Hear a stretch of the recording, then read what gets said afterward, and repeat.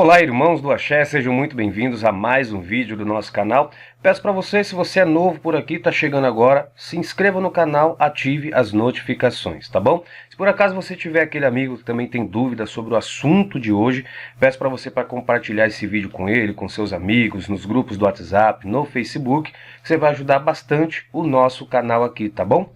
No vídeo de hoje nós vamos falar sobre um assunto aí que é uma certa polêmica para algumas pessoas, tá?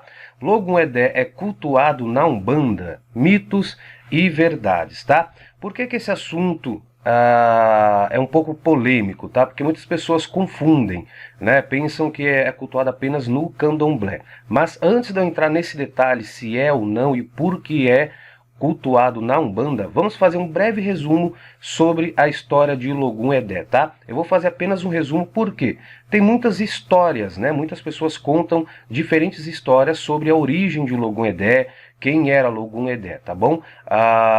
E como que é as características de Logum Edé. Então, por conta disso, eu vou apenas resumir a história, que é uma história que é de comum acordo entre todos que conhecem esse belo orixá, tá bom? Então vamos lá ao pequeno resumo aqui. Logum Edé ou Logum Edê significa Senhor de Edé.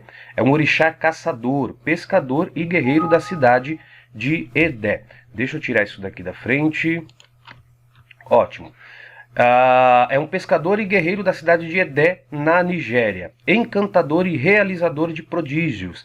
Dizem que protege os navegantes de água doce e os amores duradouros.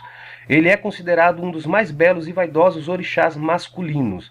Não poderia ser por menos. Ele é filho de orixá Oxóssi e Oxum, a deusa do amor. Aqui eu quero abrir uns parênteses aqui.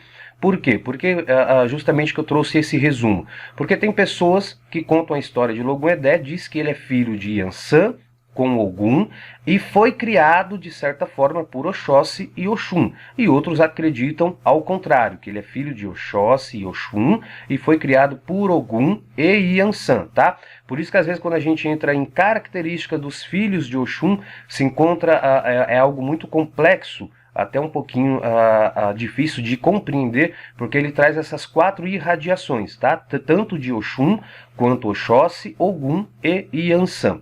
Tá bom? Então vamos lá, olha só. De Oxum ele herdou o jeito doce e a astúcia. De Oxóssi a força e o espírito caçador. Por esse motivo dizem que Logum Edé traz em suas características as expressões femininas e masculinas ao mesmo tempo. Em algumas representações das religiões de matriz africana, Logum Edé é também representado como uma figura jovem e infantil.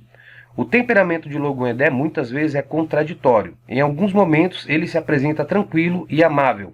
Em outros é sério e prefere a solidão. Segundo a lenda, é porque sua vida foi dividida em 2 períodos do ano, tá? Durante 6 meses, ele acompanha o seu pai Oxóssi nas matas, onde aprende sobre caça, desenvolvendo a agilidade e o axé da abundância. Nos outros 6 meses, ele convive com sua mãe Oxum nos rios de água doce, aprendendo sobre a pesca e delicadeza. Esse movimento nos lembra sobre os ciclos da vida, a inconstância e a resiliência. Logum Edé é um orixá guerreiro, conhecedor de feitiços, sempre age com estratégia, coragem, inteligência e bravura. Se entra em um duelo é para ganhar, e por isso é muito temido pelos seus inimigos, tá? Ele é citado como um caçador corajoso, como um leopardo, regente da caça, pesca, do progresso e fartura. Leva progresso, abundância, prosperidade, vitórias e realizações na vida daqueles que o cultuam com fé, de coração e com bom caráter. Tanto na Umbanda quanto no Candomblé, Logum Edé é um exímio caçador e pescador. Seja nas águas doces ou na terra, ele age com paciência e sabedoria para alcançar o que deseja, tá? Então, assim, é apenas um resumo para você entender um pouquinho a história de Logum Edé.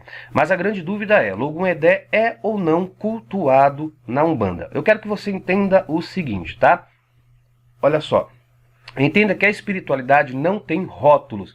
Eu vou deixar um vídeo passando aqui, onde eu resumo um pouquinho da minha história. Eu sou o criador desse canal, onde eu resumo um pouquinho da minha história, como que eu conheci a Umbanda, como que eu comecei a frequentar a Umbanda, tá? É legal que você veja esse vídeo, eu falo um pouquinho sobre preconceito, sobre a gente quebrar a tolerância, a intolerância religiosa, tá? Então vai ser legal para você entender um pouquinho a minha história, que ali eu resumi apenas um pedacinho, tá bom? Mas a espiritualidade não tem rótulo, seja qual for o seu orixá e as entidades que lhe acompanham, eles vão te guiar para onde você precisa estar. Então entenda isso, talvez você seja criado no candomblé, talvez você nasceu no candomblé, foi feito no candomblé. Lembrando que candomblé e umbanda são completamente diferentes, tá? São completamente diferentes mesmo. Tem sim, totalmente diferentes. Você não tem noção. Candomblé age de uma forma, trabalha de uma forma, tem uma outra doutrina, tá? Enquanto a umbanda tem também a sua própria doutrina, age de outra forma, então não tem nada parecido. Mas por que que muita gente tem isso na cabeça? Logum-Endé não é cultuado na Umbanda. Não é porque eles não aceitam Logum-Endé, tá? É porque quando a gente fala dos orixás, ainda tem muitos orixás, por exemplo, de origem africana, que na Umbanda principalmente é desconhecido, as pessoas não conhecem, não sabem como que se trabalha com aquele orixá, não sabem que oferenda fazer. Então quando a gente fala de um pai de santo cuidar de um determinado filho, que é, por exemplo, filho de Oxum, filho de Oxóssi, Ogum, esses orixás mais conhecidos, é muito mais fácil deles lidar, porque eles já conhecem realmente a fundo como que funciona esses orixás, como que se deve trabalhar com esses orixás, né? Então quando a gente fala, por exemplo, de Logum-Endé, não é comum você ver na casa de Umbanda eles cultuarem, mas por quê? Porque são pais de santos, são responsáveis por aqueles terreiros que não têm o conhecimento desejado, né? Não tem a experiência desejada para cuidar, por exemplo, de um filho de Logum-Endé, ou de um filho de algum outro orixá que não é conhecido ainda na Umbanda. Tá bom? Mas eu quero assim, você vai entender um pouquinho a minha história no vídeo que eu comentei com você, mas eu cheguei na casa de Umbanda que eu frequento hoje, passando por um momento muito difícil, complicado na minha vida. Então eles me levaram até lá, e não é por coincidência, eles sabem de todas as coisas. O pai da casa onde eu frequento,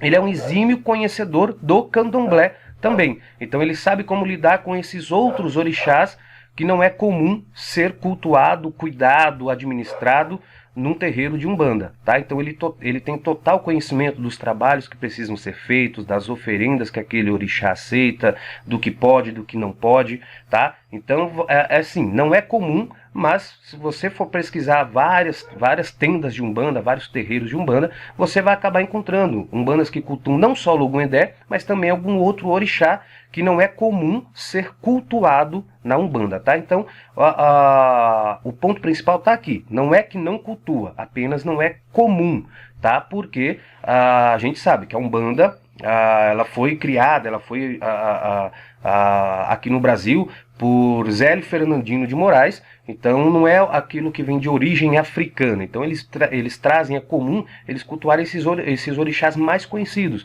como Oxum, Oxóssi, Iemanjá, Iansã, Xangô, tá? Mas ainda tem diversos outros orixás que são muitas vezes desconhecidos por quem frequenta a Umbanda, por exemplo, tá? Então apenas não é comum, tá? Mas você pode encontrar sim, não tem problema nenhuma, desde que o pai daquela casa saiba como conduzir o filho daquele orixá, né? Sabe o trabalho que pode ser feito, que deve ser feito, qual oferenda, o que aquele orixá gosta, o que é preciso fazer para entrar no ponto de equilíbrio daquele orixá, tá bom? Então, esse vídeo aqui é sobre isso, para tirar dúvida. Inclusive teve um comentário aqui em um dos vídeos do canal, que a pessoa viu tocando os pontos de Logum-Endé e falou, mas Logum-Endé é do candomblé e não da Umbanda, né? É apenas um equívoco, é uma forma errada de você interpretar as coisas. Primeiro que você tem que colocar na cabeça esse ponto, tá? Orixá, entidades e espiritualidade não tem rótulos. Aonde ela precisar levar você para fazer o trabalho dela, a cumprir uma determinada missão, seja na Umbanda, no candomblé ou em qualquer outra religião. Tá ok? Esse foi o vídeo de hoje, espero que tenha tirado a sua dúvida a respeito disso. Se você gostou, deixa um joinha no vídeo, deixa um comentário também e compartilhe esse vídeo com os seus amigos, tá bom? Lembrando, se você não se inscreveu ainda, não está inscrito no canal, se inscreva agora e ative as notificações. Um forte abraço para vocês e até o próximo vídeo.